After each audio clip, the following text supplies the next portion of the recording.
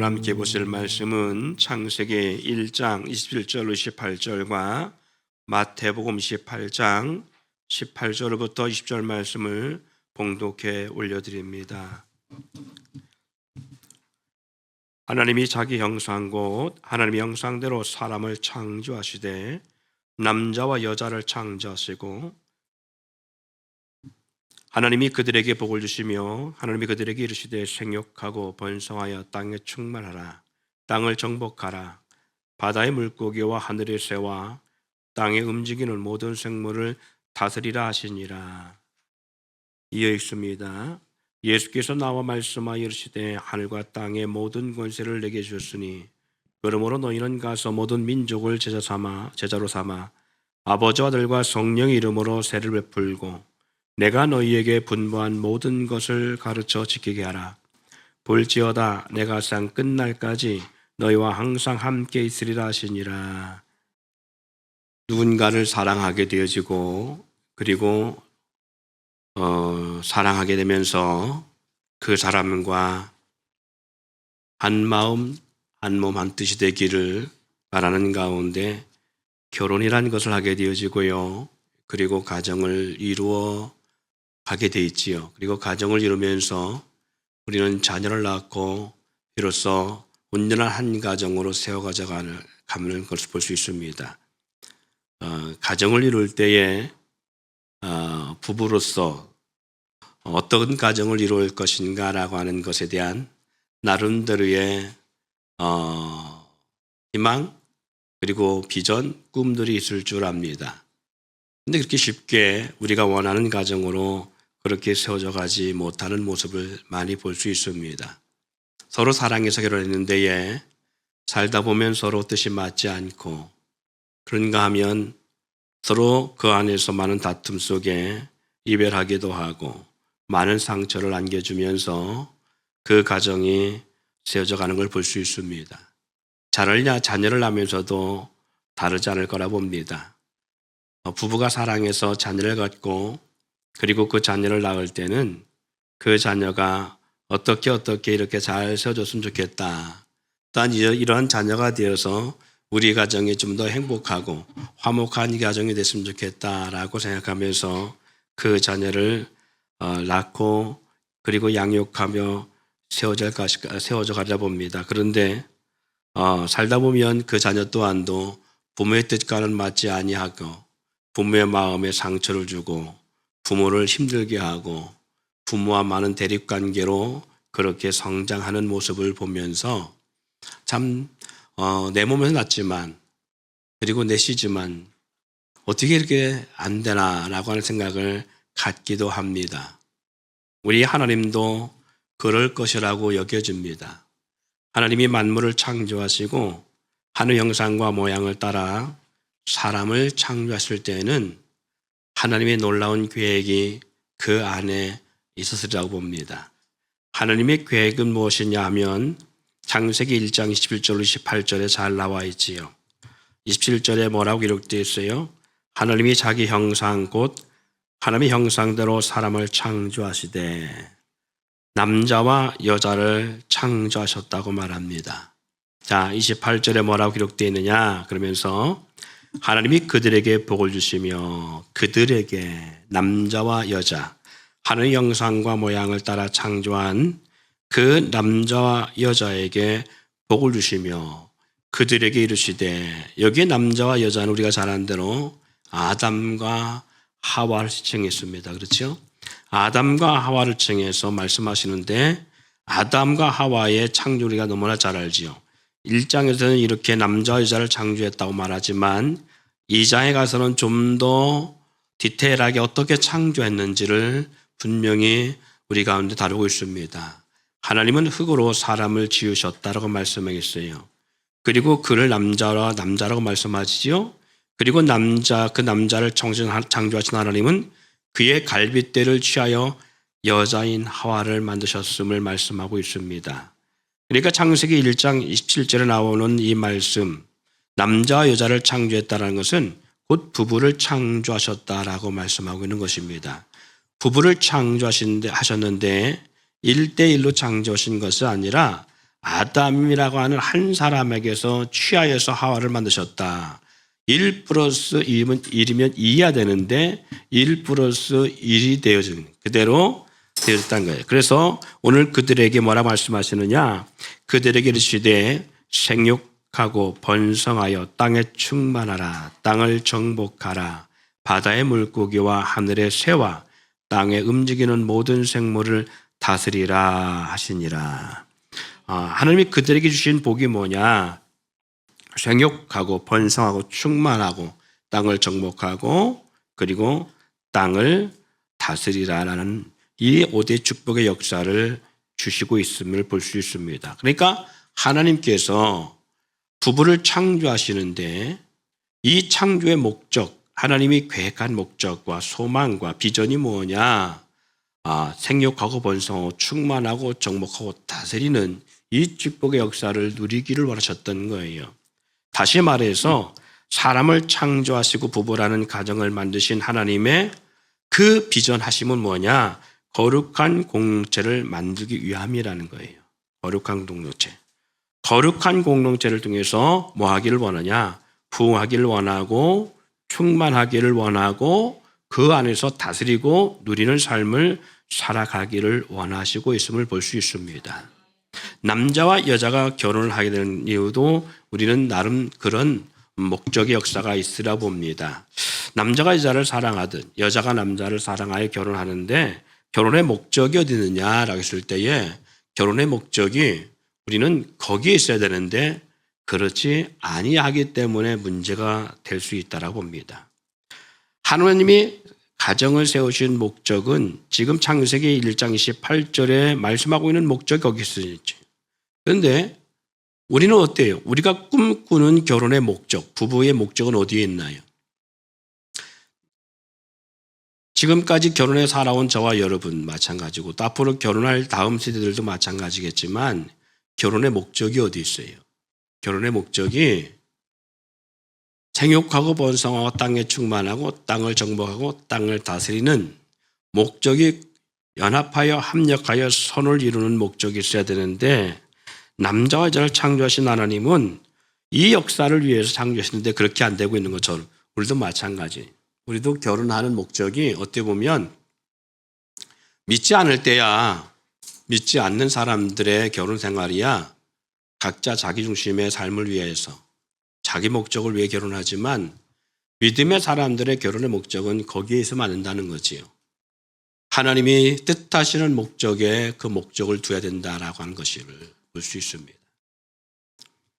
목적과 방향이 다르기 때문에 우리는 충돌하게 되고 그리고 과부하가 걸리는 이유가 거기 있으려 봅니다. 직장 생활도 다르지 않습니다. 우리가 먹고 사는 모든 문제일도 다르지 않을 거라고 봅니다. 아내가 집에서 밥을 해서 맛있는 밥을 짓는 목적도 그리고 남편이 아내를 돕는 목적도 우리의 목적이 전부 다 어디에 방향을 둬야 되느냐? 하나님의 뜻의 방향을 둬야 된다는 것이지요. 어떤 분이 저한테 그런 얘기를 해요. 제가 우리 교회 남자들이 하는 일들은 집에 가면 꼭 하는 것 중에 하나가 음식 쓰레기를 버리고 분리수거하고 이런 일들을 한다라고 이제 무슨 얘기 그때 그런 얘기가 나왔어요. 그랬더니 저한테 그런 이야기를 하더라고요. 믿지 않는 분이 하는 얘기예요. 자기는 자기 남편한테 절대 그런 일을 안 시킨다는 거예요. 맞벌이 부부입니다. 그런데 그런 일 절대 안 시킨대요. 안 시키는 이유가 뭐냐 내가 물어봤어요. 아니 요즘은 남자들이 그렇게 하는 게 당연한 건데 왜 안 시키냐고 제가 물어봤더니 남편의 길을 꺾는 일 중에 하나가 바로 그거라고 그래요. 남편의 길을 꺾는 일 중에 하나가. 예. 그 이야기를 나누면서 그분과 가만히 대화를 하다 보니까 틀린 말이 아니에요. 물론 스스로 알아서 이렇게 하는 건 좋지만 남자가 해야 될 일과 여자가 해야 될 일은 분명히 구분되어 있지 않는가. 그런데 사랑해서 해주는 거야 어쩔 수 없는 거지만 그러나 자기 편하자고 남편에게 그런 일들을 시키는 것은 오히려 남자의 어떤 그 자존감, 자존심 이런 것들 가장 해야 될 어떤 그런 것들을 꺾는 일이 될 수 있어요. 그러면 사회생활도 다르지 않겠느냐라는 그런 제가 도전적인 대화를 하면서 많은 깊은 생각을 하게 됐습니다. 물론 그것이 별것이 아닐 수 있습니다. 그러나 또 다른 한편으로 보면 그것은 곧 사랑함으로 말미암아 하는 일은 그렇지 않지만 눈치 보면서 안 하면 어떤 그 가정의 분위기나 어떤 싸움이나 다툼의 분위기가 될 수 있는 상황이 되었기 때문에 어쩔 수 없이 하는 것은 오히려 그럴 수 있겠다라는 생각을 저 또한도 돌아보게 하는 그런 대화 중에 하나였습니다. 다시 말해서 목적과 방향과 모습입니다. 제가 우리 셀에서도 그런 이야기를 잠시 나눴습니다만은 저희 셀을 나눔 낭월셀 모임에서 그 셀 나눌 때 제가 선교하는 가장 본질적인 목적을 논하면서 왜 그럼에도 불구하고 라는 단어를 제시한 적이 있었습니다. 제 선교의 목적이 어디 있었느냐 하면 실적으로 저 깊음 속에는 우리 교회 성도들이 열악하고 또 그리고 환경이 열악하고 생활이 열악하기 때문에 우리 성도들이 잘 되기를 원하는 마음을 가지고 있었어요.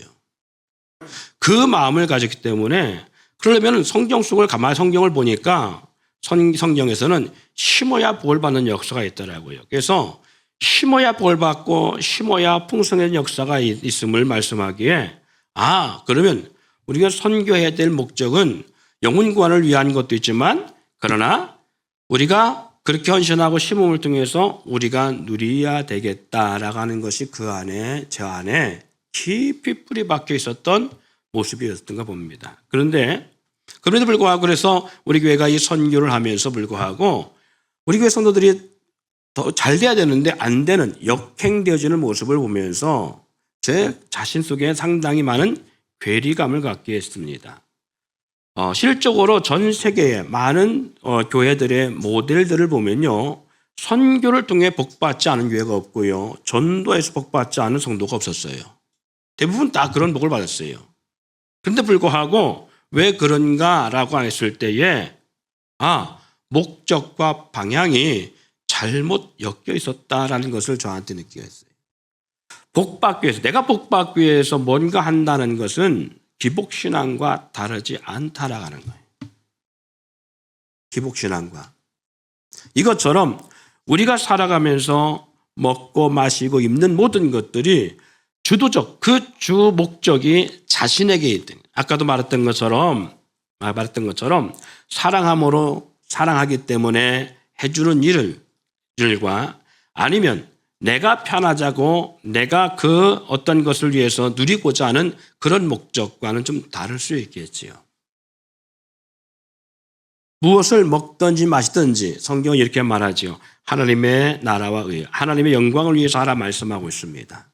우리가 먹고 배부르고 힘을 쓰는 것도 하나님의 영광을 위한 것이고 하나님의 나라를 위한 것이고 이어야 되고 우리가 마시는 것 하나님의 나라를 위한 것이어야 되고 살고 죽는 모든 것이 하나님의 나라를 위한 하나님의 영광을 위한 것이어야 되는데 그렇지 않고 그 목적과 삶이 나에게 주어지고 모든 것들이 나에게 포커스 맞춰져 있고 나를 향한 것이라면 결국 그것이 하나님 안에서 우리의 모습이 하나님의 은혜를 기억하고 그 은혜를 하나님 앞에 드리는 삶이 될 수 없는 모습이 될 수 있다는 거예요.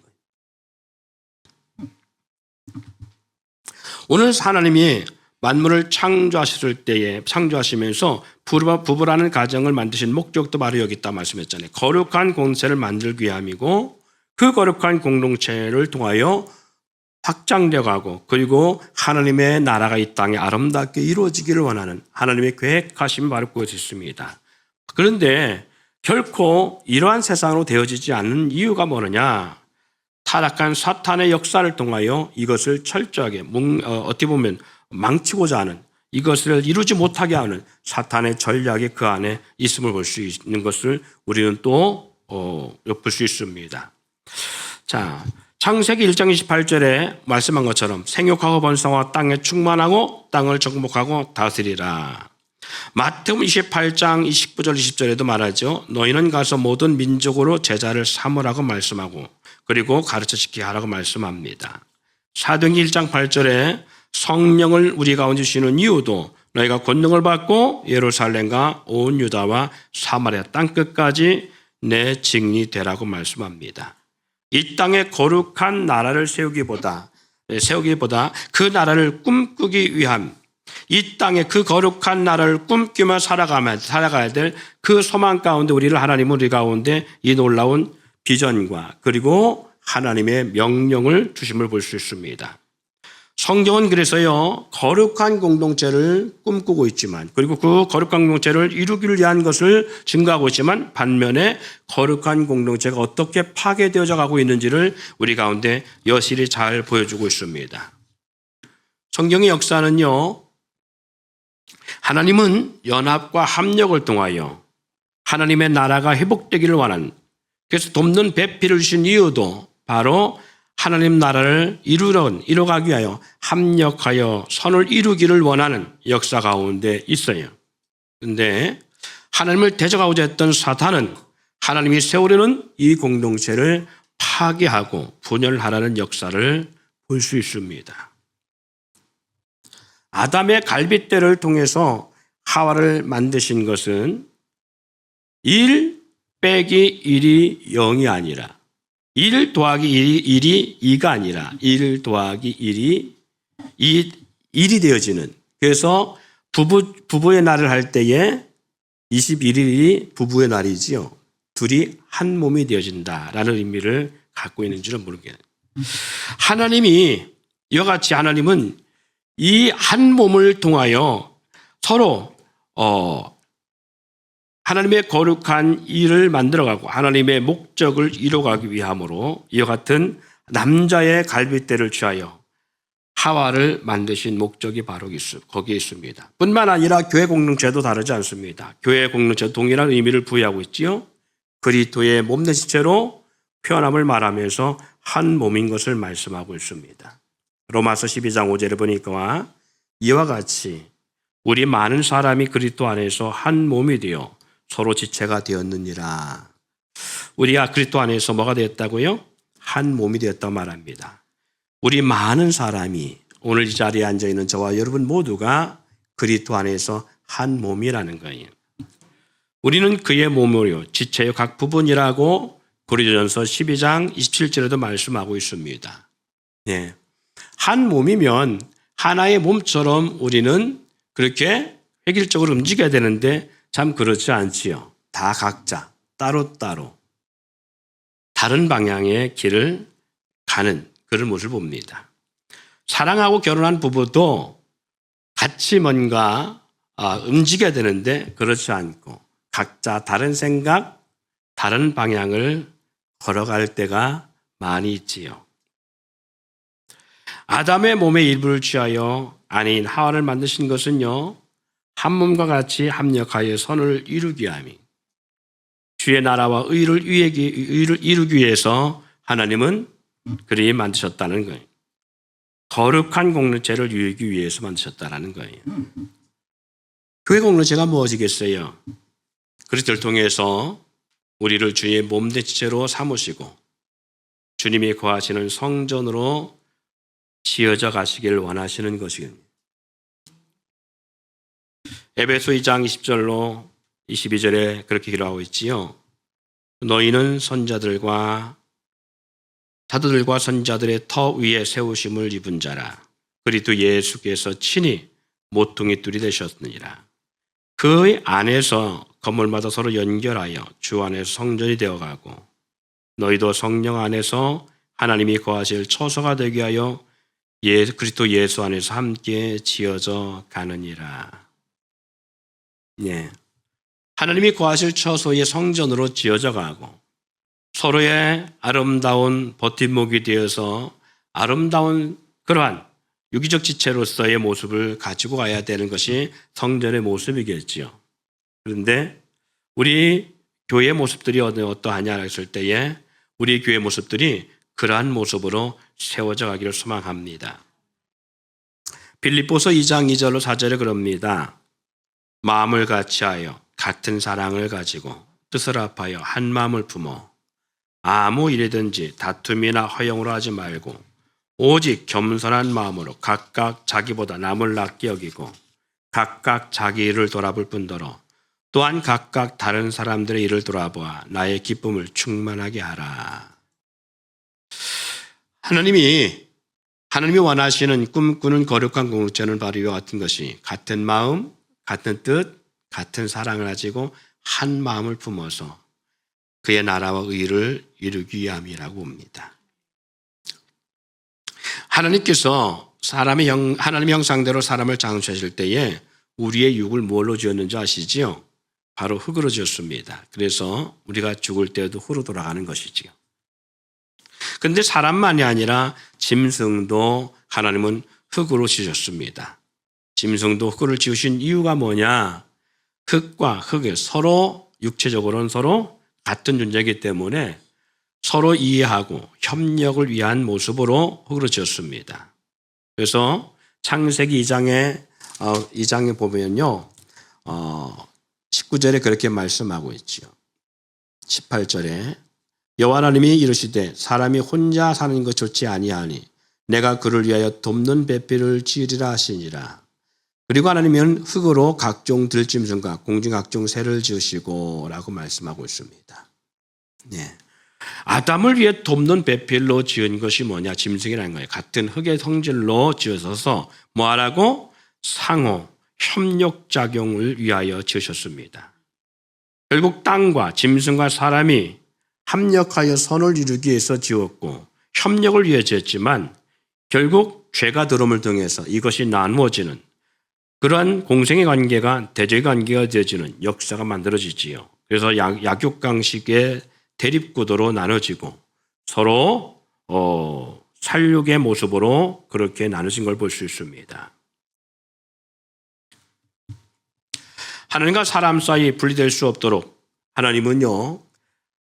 하나님께서 만든 인간의 흙을 지으시고 나서 하나님이 인간과 영원히 떨어질 수 없기를 위한 가운데 하나님은 그 코에 생기를 불어넣는 그래서 하나님과 사람 사이에 떨어질 수 없는 관계로 하나 되고 하시는 역사를 만들어내시는 것도 이와 다르지 않습니다.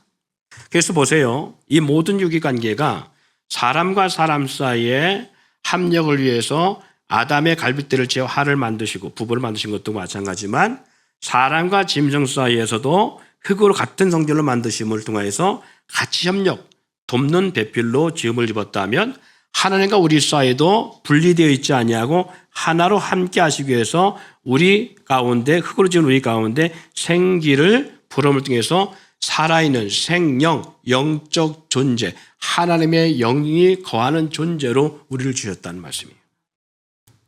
그런데 이것이 그렇게 존재해서 갔어야만 되는데 그렇지 못한 상황이 되어지지요. 결국은 하나님과 사람이 원수가 되어지는 죄가 들어오는 역사가 일어나고요.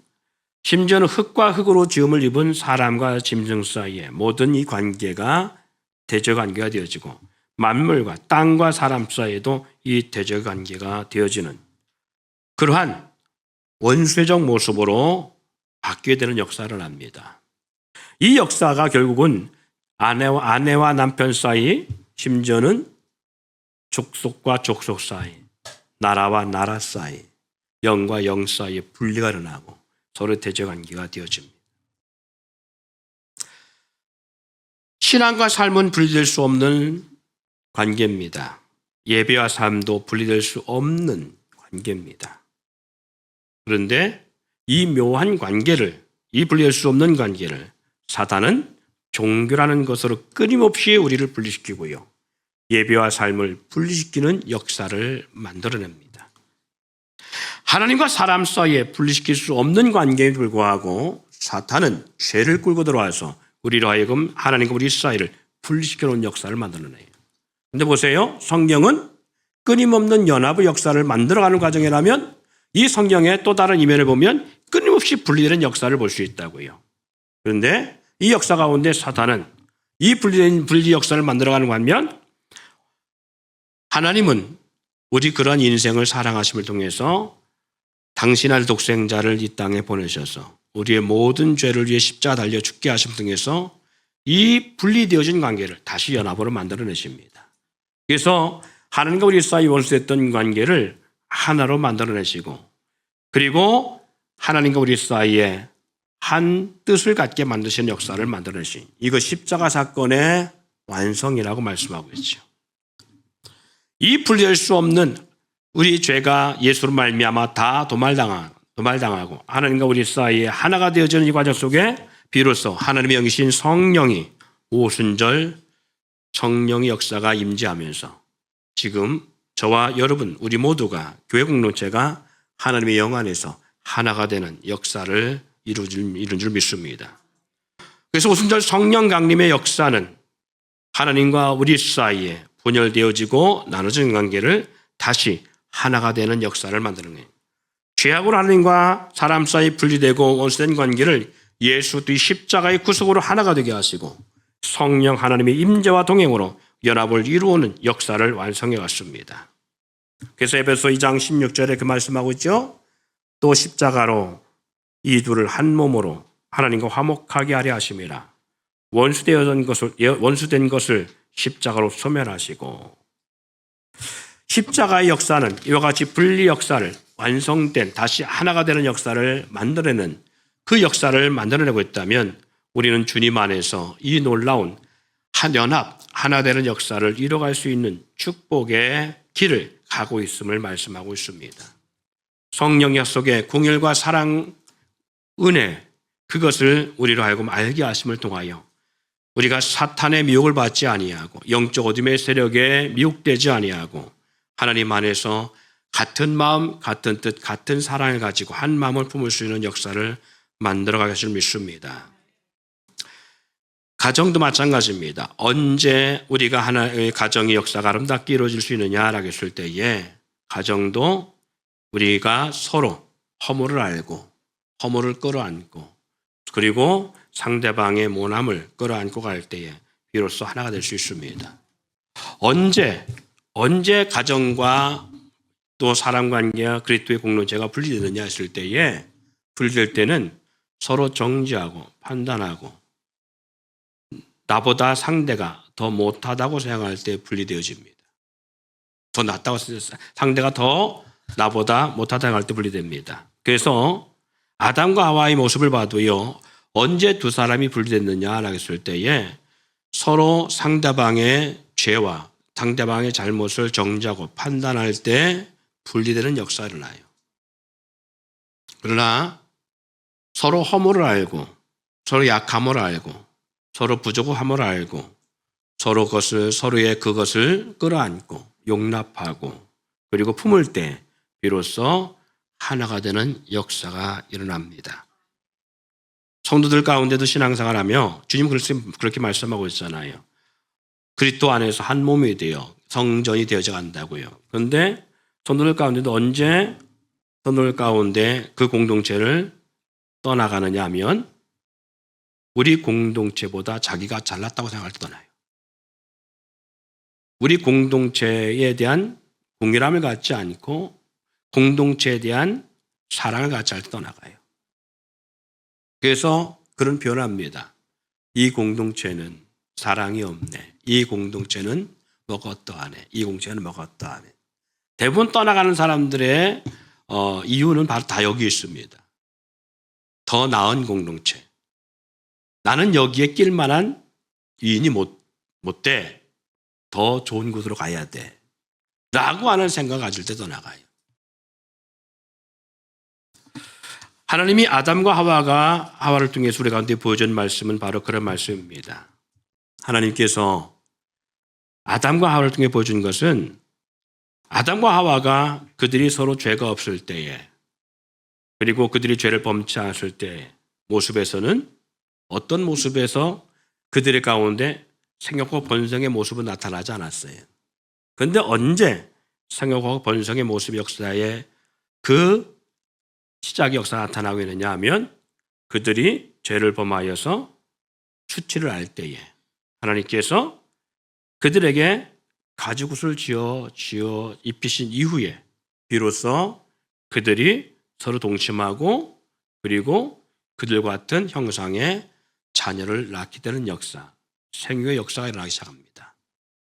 다시 말해서 아담과 하와가 자기들이 잘났다고 생각할 때는 모르겠는데 서로 허물을 알고 서로의 부끄러움을 알고 서로의 수치를 알고 서로의 죄를 알고 서로 약함을 알고 서로의 부족함을 알고 서로 끌어안고 서로 용납하고 그러한 약함을 끌어안고 그리고 그 궁휼함과 은혜를 가지고 나갈 때에 그는 어디서 얻었느냐? 아담과 하와가 하나님이 자기들의 죄를 간과하거나 자기들의 허물을 심판하거나 그들이 지은 죄를 말미암아 그들이 하나님 앞에 징계를 받을 때가 아니라 그들로 하여금 하나님이 가죽옷을 지어 입히셨을 때에 그들의 허물을 덮어줬을 때에 비로소 하나님의 은혜를 알게 된 거예요. 죄는 반드시 죽어야 됩니다. 죽어야 되는데 심판하기보다는 그들의 죄를 위해서 대신 짐승을 죽게 하는 역사를 만들었을 때에 비로소 하나님의 은혜를 깨달은 그들이 자기들의 죄와 상대의 허물을 서로 용납하고 끌어안게 됐을 때에 이것을 성경에서는 아다라고 말합니다. 알다, 우리말로 말하면 서로 상대를 안다라는 거예요. 이런 역사를 했을 때 비로소 그들은 한 몸이 되어지고 그리고 생육하고 번성하는 역사가 이루어진 것을 볼 수 있습니다. 오늘 우리도 마찬가지입니다. 우리가 하나님 앞에 내가 얼마나 큰 죄인인가를 깨닫고 그리고 허물 많은 인생임을 깨닫고 자기 자신만을 위해 살아가는 것이 아니라 하나님 앞에 우리는 죄로 인하여 영원히 죽어야 되고 심판받아야 될 인생인데 하나님이 나를 이처럼 사랑하셔서 나를 하나님의 자녀 삼으셨다는 것, 그 자녀 삼기 위해서 독생자 예수를 십자가에 달려 죽게 하셨다는 것, 그분을 처참한 고난의 길을 걷게 하셨다는 것, 그 은혜를 깨닫고 비로소 알고 이런 나를 용납하시고 용서하시고 사랑하시는 그 사랑을 비로소 알고 그렇다면 나의 삶이 어디를 향하여 있어야 할 때 하나님이 한 영혼을 향하여 그리고 교회를 위하여 하나님이 향하고 있는 그 사랑을 알고 나 또한도 죽을 수밖에 없는 나를 사랑하시는 하나님의 그 은혜를 깨닫고 영혼을 향하여 나아갈 때에